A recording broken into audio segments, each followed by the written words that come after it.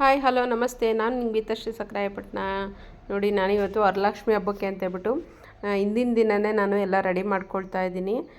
ಎಲ್ಲ ಥರದ್ದು ಇದು ತುಂಬ ಲೇಟ್ ಆಗುತ್ತೆ. ಬೆಳಗ್ಗೆ ಬೇಗ ಪೂಜೆ ಮಾಡಬೇಕು ಅಂತ ಇತ್ತಲ್ವ, ಟೈಮು ಚೆನ್ನಾಗಿರತ್ತೆ. ಬೆಳಗ್ಗೆ ಬೇಗ ಬ್ರಾಹ್ಮಿ ಮುಹೂರ್ತದಲ್ಲೇ ಪೂಜೆ ಮಾಡಬೇಕು ಅಂತಾಯಿದ್ರು. ಹಂಗಾಗಿ ನಾನು ಸಹ ಬೇಗನೆ ಮಾಡ್ಕೊಳ್ಳೋಣ ಅಂತ ಹೇಳ್ಬಿಟ್ಟು ಮಾಡ್ತಾಯಿದ್ದೀನಿ. ಪ್ರತಿ ವರ್ಷವೂ ಹೀಗೆ ಮಾಡ್ತಾಯಿರ್ತೀನಿ.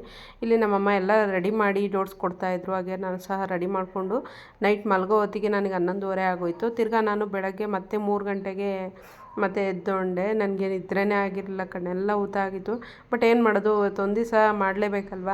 ಹಾಗಾಗಿ ಬೆಳಗ್ಗೆ ರಾತ್ರಿ ಎಷ್ಟಾಯಿತು ಅಷ್ಟು ಮಾಡಿಬಿಟ್ಟು ತಿರ್ಗಾ ಬೆಳಗ್ಗೆ ಎದ್ಬಿಟ್ಟು ಇವಾಗ ಎಲ್ಲ ಮತ್ತೆ ಕ್ಲೀನ್ ಮಾಡಿಕೊಂಡು ನೆಲ ಎಲ್ಲ ಒರೆಸ್ಕೊಳ್ಳೋಣ. ದೇವ್ರ ಮನೆಯೆಲ್ಲ ರೆಡಿ ಆಗಿತ್ತು. ಅಮ್ಮನವ್ರನ್ನೆಲ್ಲ ಆಲ್ಮೋಸ್ಟ್ ಮಾಡಿದ್ದಾಯಿತು. ಹಾಗೆ ಬಿಡಬಾರ್ದು ಪೂಜೆ ಅಮ್ಮನವ್ರನ್ನ ರೆಡಿ ಮಾಡಿದಾಗ ಅಂತೇಳ್ಬಿಟ್ಟು ನಾನು ನೈಟು ಮತ್ತು ಊದ್ಬತ್ತಿ ಬೆಳಗಿ ಬಿಟ್ಟಿದ್ದೆ. ತಿರ್ಗಾ ನಾನೀಗ ಬೆಳಗ್ಗೆ ಎದ್ದು ಸ್ವಲ್ಪ ಬಿಸಿನೀರು ಕಾಯ್ಸ್ಕೊಂಡು ಕುಡಿದ್ರೆ ಫ್ರೆಶ್ ಆಗುತ್ತೆ. ಬಿಸಿನೀರು ಕಾಯ್ಸ್ಕೊಂಡು ಕುಡಿದ್ಬಿಟ್ಟು ತಿರ್ಗಾ ಬೇಗ ಈಗ ಕಸ ಗುಡಿಸ್ಕೊಂಡು ನೆಲ ಒರೆಸ್ಕೊಂಡು ಬೇಗ ಮಾಡ್ಕೊಳ್ಳೋಣ ಅಂತಂದು ಮಾಡ್ತಾಯಿದ್ದೀನಿ. ಅವರೆಲ್ಲ ಮಲಗಿಬಿಟ್ಟಿದ್ರು. ರೂಮಲ್ಲಿ ಮಲ್ಕೊಬಿಡಿ, ಅಲ್ಲೆಲ್ಲ ಕ್ಲೀನಾಗಿತ್ತು.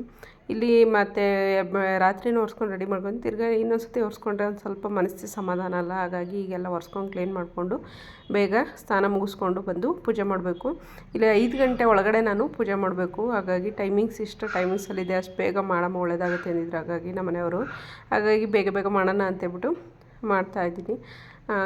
ಇದೆಲ್ಲ ಕೆಲಸ ಮುಗಿಸ್ಕೊಂಡು ನಾನು ಮಾಡೋ ಹೊತ್ತಿಗೆ ಕರೆಕ್ಟು 5 ಗಂಟೆ ಆಯಿತು. ಅದ್ರ ನಡುವೆ ನಾನಿಲ್ಲಿ ದೇವರಿಗೆ ಅಮ್ಮನವ್ರಿಗೆ ಎಡೆ ಇದಕ್ಕೆ ಇಕ್ಕೋದಕ್ಕೆ ಅಡುಗೆ ಎಲ್ಲ ಮಾಡಿ ಲೇಟಾಗುತ್ತೆ ಅಂತೇಳ್ಬಿಟ್ಟು ನಾನಿಲ್ಲಿ ಒಂದು ಸ್ವಲ್ಪ ಅಮ್ಮನವ್ರಿಗೆ 1-2 ಥರದ ಸ್ವೀಟ್ ಸಹ ಮಾಡ್ಕೊಂಡಿದ್ದೆ ನಾನಿಲ್ಲಿ. ಅದ್ರ ಜೊತೆಗೆ ಮಾಡಿಕೊಂಡು ನಾನು ಸ್ವೀಟ್ ಮಾಡಿಕೊಂಡು ಎಡೆ ಮಾಡೋ ಹೊತ್ತಿಗೆ ಕರೆಕ್ಟಾಗಿ ನನಗೆ 5 ಗಂಟೆ ಒಳಗೆ ರೆಡಿಯಾಗೋಯಿತು. ತುಂಬ ಖುಷಿಯಾಯಿತು. ಟೈಮ್ ಕರೆಕ್ಟಾಗಿ ಆದರೆ ಅಲ್ವಾ ಸಮಾಧಾನ ಮನಸ್ಸಿಗೆ. ಹಾಗೆ ನನ್ನ ಚಾನಲ್ ಹಾಗೆ ನೋಡ್ತಾರೆ, ಪ್ಲೀಸ್ ಸಬ್ಸ್ಕ್ರೈಬ್ ಮಾಡಿ, ಸಪೋರ್ಟ್ ಮಾಡಿ. ಪ್ಲೀಸ್ ಸಂಪೂರ್ಣ ವಿಡಿಯೋ ನೋಡಿ. ಹಾಗೆ ನಿಮ್ಮಲ್ಲಿ ಯಾವ್ಯಾವ ಥರ ವರಲಕ್ಷ್ಮಿ ವ್ರತವನ್ನು ಆಚರಿಸ್ತೀರಾ ಅಂತ ಹೇಳಿ. ಹಾಗೆ ನಾನು ಈಗ ಮಾಡ್ತಿರೋದು 16ನೇ ವರ್ಷದ ವರಲಕ್ಷ್ಮಿ ಹಬ್ಬ. ಹಾಗಾಗಿ ತುಂಬ ಖುಷಿ ಇದೆ. ವರ್ಷದ್ದು ಇಷ್ಟು ವರ್ಷ ಆಯ್ತಲ್ವ ಅನ್ನೋದೊಂದು ಒಂಥರ ಚೆನ್ನಾಗಿರುತ್ತೆ, ಮನಸ್ಸಿಗೆ ಸಮಾಧಾನ ಇರುತ್ತೆ.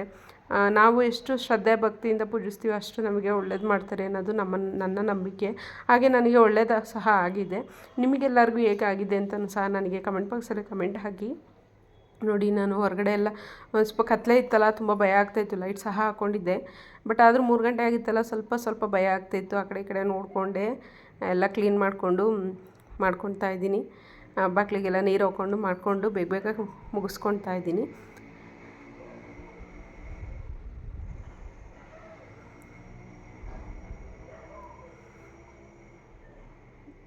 ನೋಡಿ, ನಾನು ಇಷ್ಟು ಆಲ್ಮೋಸ್ಟ್ ನನಗೆ ವಿಡಿಯೋ ಮಾಡ್ಕೊಳ್ಳೋಕ್ಕೂ ಟೈಮ್ ಸಾಕಾಗ್ತಿರಲಿಲ್ಲ. ಫಾಸ್ಟಾಗಿ ಎಲ್ಲಿ ಟೈಮ್ ಆಗಿಬಿಡುತ್ತೋ ಅಂತೇಳ್ಬಿಟ್ಟು ಫಾಸ್ಟಾಗಿ ಮಾಡ್ಕೊಳ್ತಾ ಇದ್ದೆ. ಒಳಗಡೆ ದೇವ್ರ ಮನೆ ಎಲ್ಲ ಕ್ಲೀನ್ ಮಾಡಿಕೊಂಡು ಬಾಗಿಲಿಗೆ ರಂಗೋಲಿ ಹಾಕ್ಕೊಂಬಂದೆ. ಆಮೇಲೆ ದೇವ್ರನ್ನ ಯಾವ ಥರ ನಾನು ರೆಡಿ ಮಾಡಿದ್ದೀನಿ, ಔಟ್ಫಿಟ್ ಯಾವ ಥರ ಬಂದಿದೆ ಅಂತ ನಿಮಗೆ ತೋರಿಸ್ತೀನಿ ಪೂಜೆ ಆದ ನಂತರ. ಇಲ್ಲಿ ಹೊರಗಡೆ ಸಹ ನಾನು ಬಾಗಿಲನ್ನ ಎಲ್ಲ ಒರೆಸ್ಬಿಟ್ಟು ಅರ್ಶಿನ ಕುಂಕುಮ ಇಟ್ಟು ಮಾಡ್ತಾಯಿದ್ದೀನಿ. ಹೊರಗಡೆ ರೆಡಿ ಆದರೆ ಒಂಥರ ಹೊರಗಿಂದ ನೋಡೋದಕ್ಕೆ ಚೆಂದ ಅಲ್ವಾ. ಹಾಗಾಗಿ ಇಲ್ಲಿ ಸಹ ನಾನು ರೆಡಿ ಮಾಡ್ಕೊಳ್ತಾ ಇದ್ದೀನಿ. ನೋಡಿ, ಈ ಥರ ಬಂತು. ತುಳಸಿ ಪಟ್ಟ ಹತ್ರ ಮತ್ತು ಬಾಗಿಲು ಮುಂದೆ ಎಲ್ಲ ತುಂಬ ಚೆನ್ನಾಗಿ ಸಿಂಪಲಾಗಿ ಮಾಡ್ಕೊಂಬಿಟ್ಟೆ ನಾನು ಫಾಸ್ಟಾಗಿ ಆಗಂಗೆ. ಹಾಗೆ ನಾನು ಸ್ನಾನ ಮುಗಿಸ್ಕೊಂಡು ಬೇಗ ಪೂಜೆನೂ ಸಹ ಮಾಡಿಕೊಂಡೆ. ಅದಾದ ನಂತರ ರಥಕ್ಕೆ ಕೂರೋಣ, ಇದನ್ನ ಹೇಳೋಣ ಅಂತೇಳ್ಬಿಟ್ಟು ಹಾಗಾಗಿ ಪೂಜೆನೂ ಸಹ ನಾನು ಬೇಗ ಆದಷ್ಟು ಬೇಗ ಮುಗಿಸ್ಕೊಂಡೆ. ಇಷ್ಟರೊಳಗೆ ಕರೆಕ್ಟು 5 ಗಂಟೆ ಇನ್ನು 10 ನಿಮಿಷ ಇತ್ತೇನಾಗೆ ನಾನು ಎಲ್ಲ ಮುಗಿಸ್ಕೊಂಡಿದ್ದಾಯಿತು ಪೂಜೆ ಎಲ್ಲ. ಅದಾದಮೇಲೆ ನಾವು ಇಲ್ಲಿ ಅಷ್ಟೋತ್ತರನ ನಾನು ಹೇಳ್ಕೊಳಕ್ಕೆ ರೆಡಿ ಮಾಡ್ಕೊಳ್ತೀನಿ. ನೋಡಿ, ಇಷ್ಟು ನೀಟಾಗಿ ನಾನು ದೇವ್ರ ಮನೇನ ಬಾಗಿಲು ತೋರಣ ಎಲ್ಲ ನಮ್ಮ ಮನೆಯವ್ರು ಮಾಡಿಕೊಟ್ಟಿದ್ರು ನೈಟು. ಬೆಳಗ್ಗೆ ಎದ್ದು ನಾನು ಇಷ್ಟನ್ನು ರಾತ್ರಿ ಎಲ್ಲ ರೆಡಿ ಮಾಡಿ ತಿರ್ಗಾ ಮತ್ತೆ ಹೂವು ಹಾಕ್ಕೊಂಡು ಮಾಡ್ಕೊಂಡಿದ್ದಾಯಿತು. ಪ್ರಸಾದ ಎಲ್ಲ ರೆಡಿ ಮಾಡಿಕೊಂಡು ನನಗಂತೂ ಪೂಜೆ ಆದಮೇಲೆ ತುಂಬ ಅಂದರೆ ತುಂಬ ಖುಷಿಯಾಗೋಯಿತು. ಇಷ್ಟು ಟೈಮಲ್ಲಿ ನಾನು ಮತ್ತು ಬೆಳ್ಳಿ ಐಟಮ್ ಸಹ ಈ ಸತಿ ಫಸ್ಟ್ ಇಟ್ಟು ಪೂಜೆ ಮಾಡಿದ್ದು. ನನಗೆ ವರ್ಷ ಒಂದೊಂದು ಕೊಡು ಅಂತ ಕೇಳ್ಕೊಳ್ತೀನಿ ಆ ತಾಯಿಗೆ.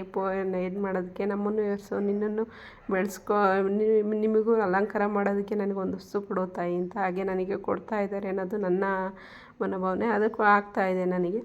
ನೀವು ಸಹ ಹೀಗೆ ಮಾಡ್ಕೊಳ್ಳಿ. ನಿಮ್ಮ ಮನೇಲಿ ಹೇಗೆಲ್ಲ ಆಯಿತು ಅಂತಲೂ ಸಹ ಕಮೆಂಟ್ ಬಾಕ್ಸಲ್ಲಿ ಕಮೆಂಟ್ ಹೇಳಿ. Thank you for the watching.